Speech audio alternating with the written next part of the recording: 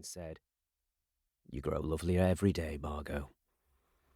As he was leaving, he saw her mimicking him in the glass pane of the door. He turned round, curbing his smile when her face froze. "What's her name again?" Why did he want her name?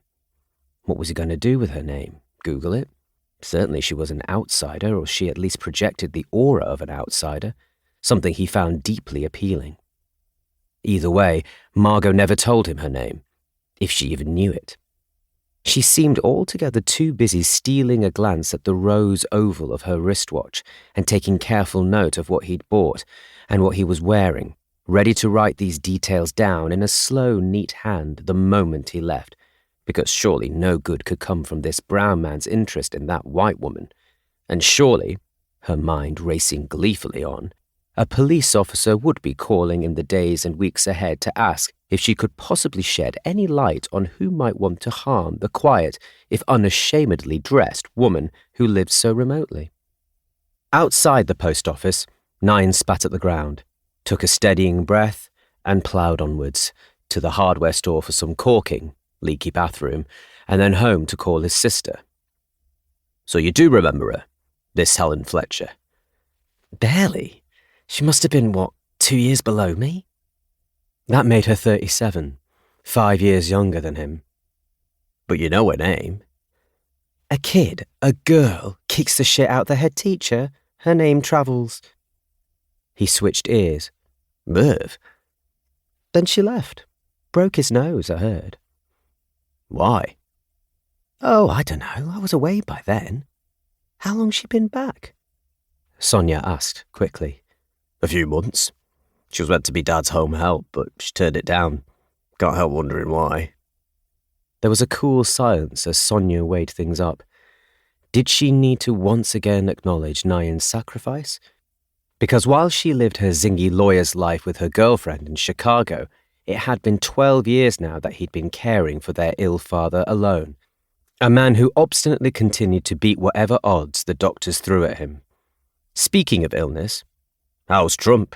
Nayan asked. Forever the big bro rescuing his sister from tight corners. "Gotta be dementia, right?" But Sonia didn't want rescuing and looped back, asserting herself. "They won't tell you? Why she turned it down?" "Said she wasn't feeling it." He thought for a moment. "She left town for punching a teacher. Bit drastic." "Why are you so interested in her?" He loathed while being half buzzed by the teasing lilt of her voice. "Are you? Interested?" More than interested. He was rapidly becoming beguiled by this Helen Fletcher. Her direct face, its worries withheld, the challenge with which she set down her beer in the pub, the powerful absence of pleasantries, her refusal of spontaneity. Essentially, her willingness to court disapproval meant that for the first time in years, decades, Nayan felt himself captivated without them having exchanged a word. He told me all this, their story, several years later, when the country was still wrestling with the pandemic, the talk all of boosters, and I found him occupying a room in a multi-let house in the centre of Chesterfield.